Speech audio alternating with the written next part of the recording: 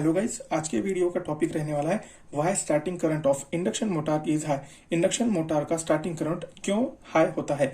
तो गाइस याद रखिए, एक जनरल थंब रूल है कि अगर आपकी मोटर का साइज 5 HP यानी लगभग 3-3.5 किलोवाट से अगर ज्यादा है तो आपको स्टार्टर यूज करना पड़ेगा। हमें स्टार्टर की जरूरत इसलिए पड़ती है क्योंकि starting current of induction motor जो है वो 5 to 7 times of rated current होता है।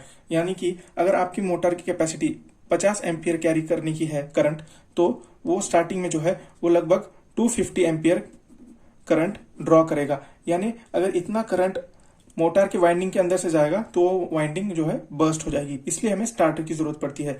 और इस वीडियो में हम देखने वाले हैं कि ये स्टार्टिंग करंट इतना ज्यादा हाई क्यों होता है। इस वीडियो को अगर आप ध्यान से सुनेंगे तो आपको जिंदगी में कभी इसके बारे में रट्टा मारने की जरूरत नहीं पड़ेगी।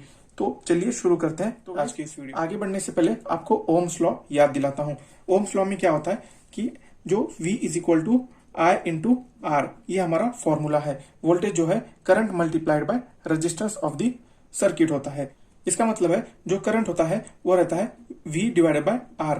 यानी कि अगर वोल्टेज हमारा इंक्रीज हो जाएगा तब हमारा करंट भी साथ साथ इंक्रीज होता रहेगा। या इसके अलावा I जो है, आप जैसे कि देख सकते हैं, इनवर्सली प्रोपोर्शनल है रेजिस्टेंस ऑफ द सर्किट। यानी कि अगर किसी भी सर्किट का रेजिस्टेंस इंक्रीज हो जाता है तो हमारा करंट जो है वो डिक्रीज होगा। या इसके अलावा अगर रेजिस्टेंस डिक्रीज हो जाएगा तो हमारा करंट इंक्रीज होगा। यानी कि जिस सर्किट में रेजिस्टेंस वो कम होता है यानी मिनिमम होता है, उसमें करंट जो है वो हाई होता है। तो गाइस इस कंसेप्ट को समझने के लिए हमें बस एक बात ध्यान में रखनी है, वो ये कि जिस भी सर्किट में रेजिस्टेंस जो है वो मिनिमम होता है वहां पे करंट जो है हाई होता है। बस अगर ये कंसेप्ट आपने याद रख लिया तो आपको ये समझ में आ जाएगा कि इंडक्शन मोटर में स्टार्टिंग करंट इतना ज्यादा क्यों होता है। तो आगे बढ़ने से पहले आपको दो छोटी कंसेप्ट मैं आपको यहाँ पे समझाना चाहता हूँ। वो ये है, एक तो है slip of an induction motor. Slip यानी स्लिप का फॉर्मूला होता है slip is equal to synchronous speed minus rotating speed of the rotor divide by synchronous speed. और दूसरा जो कंसेप्ट है वह सिंक्रोनस स्पीड का, इसका फॉर्मूला होता है 120 F divide by P, where F जो होता है वो फ्रीक्वेंसी ऑफ द सप्लाई होता है और P is equal to number of poles होता है। याद रखिए स्टार्टिंग के टाइम पे, क्योंकि हमारा जो मेन टॉपिक है वह स्टार्टिंग करंट, जो हमारा रोटर का स्पीड होता है स्टार्टिंग में वो 0 होता है, क्योंकि हमारा रोटर जस्ट स्टार्ट होने वाला है रोटेट करने के लिए। लेकिन अभी जो स्पीड होता है वो 0 होता है। तो उस हिसाब से अगर हम इस फॉर्मूले में NR इज इक्वल टू 0 रख देंगे तो हमें मिल जाएगा स्लिप इज इक्वल टू 1। तो हमें एक बात समझ में आ गई कि स्टार्टिंग के अंदर हमारा जो स्लिप होता है वो 1 होता है। अभी तक हमने दो बेसिक कंसेप्ट देखी। एक ये कि रेजिस्टेंस जिस भी सर्किट में कम होगा वहां पे जो करंट होता है वो हाई होता है, और दूसरा कि स्टार्टिंग में स्लिप जो होता है वो होता है 1। तो गाइज ये जो सर्किट आप देख रहे हैं आपके सामने वो है हमारा equivalent circuit of an induction motor. ये एक इक्विवेलेंट सर्किट है। किसी भी इंडक्शन मोटर को अगर रिप्रेजेंट करना है हमें तो वो इस तरह से कर सकते हैं। ये एक अप्रोक्सीमेट इक्विवेलेंट सर्किट है।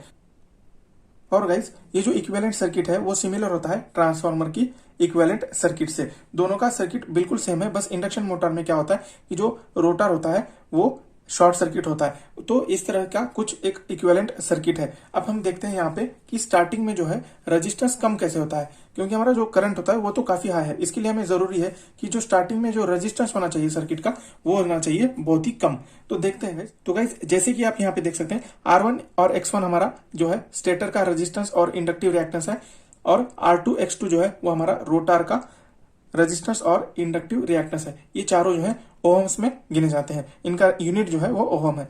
और दूसरा एक एडिशनल देखा जाता है कि जो लोड रेजिस्टेंस है यानी जो लोड टॉर्क होता है हमारा, उसको इन टर्म्स ऑफ रेजिस्टेंस हम लिख सकते हैं। उसका फॉर्मूला होता है ये, लोड रेजिस्टेंस को हम R2 इंटू 1/S-1 से रिप्रेजेंट कर सकते हैं, where S is equal to slip of the motor. तो गाइस जैसे कि मैंने बताया था कि स्टार्टिंग में हमारा जो है स्लिप जो है इक्वल टू 1 होता है। तो उस हिसाब से अगर हम यहाँ pay slip is equal to 1 लिख दें तो R2 डिवाइड बाय 1-1 हो जाएगा।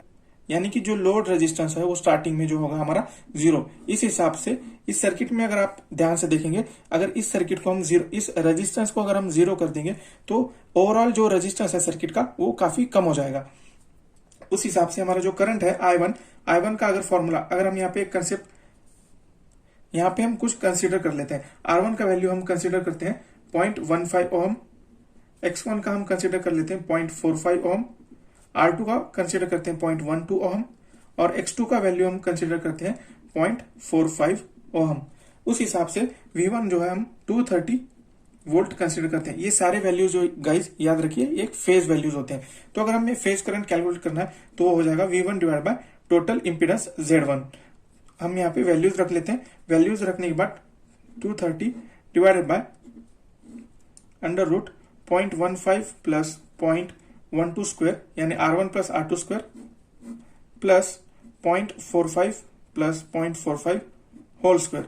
इस वैल्यू को कैलकुलेट करने के बाद हमें I1 मिल जाएगा लगभग 245 एम्पियर। तो गाइस जैसे कि मैंने वीडियो की स्टार्टिंग में कहा था, अगर हमारा रेटेड करंट 50 एम्पियर है तो स्टार्टिंग के अंदर वो कम से कम 250 एम्पियर करंट फ्लो होगा। उस हिसाब से यहाँ पे आप देख सकते हैं स्टार्टिंग के अंदर अगर हम S is equal to 1 put कर देंगे तो लोड रेजिस्टेंस हमारा हो जाता है 0।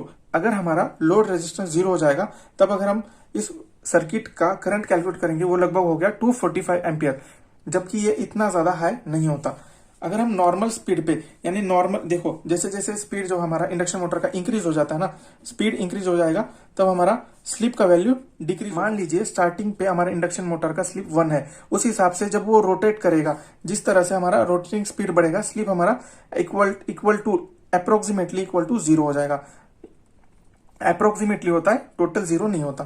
तो उस हिसाब से अगर हम फुल लोड स्लिप जो जनरली 0.04 हम कंसिडर करते हैं वो अगर हम वैल्यू रख के यहाँ पे कैलकुलेट करेंगे तो हमारा जो करंट का वैल्यू आएगा, लोड रेजिस्टेंस का वैल्यू आएगा हमारा यहाँ पे 2.88 ओहम। अगर हम इस सर्किट में 2.88 ओहम यहाँ पे ऐड कर देते हैं तो हमारा I1 हो जाता है लगभग 50 से 70। ये था हमारा बेसिक सा कंसेप्ट। जैसे जैसे हमारा स्पीड जो है इंक्रीज होता जाता है वैसे स्लिप का वैल्यू कम होगा, और अगर स्लिप का वैल्यू कम हो जाता है तो ये लोड रेजिस्टेंस इंक्रीज हो जाएगा। और किसी भी सर्किट में अगर रेजिस्टेंस इंक्रीज हो जाता है तब हमारा करंट जो है वो कम हो जाता है। यही था आज का एक वीडियो। अगर आपको हमारा वीडियो पसंद आया तो हमारे चैनल को सब्सक्राइब करिए, वीडियो को लाइक करिए, शेयर करिए। मिलते हैं अगले वीडियो में।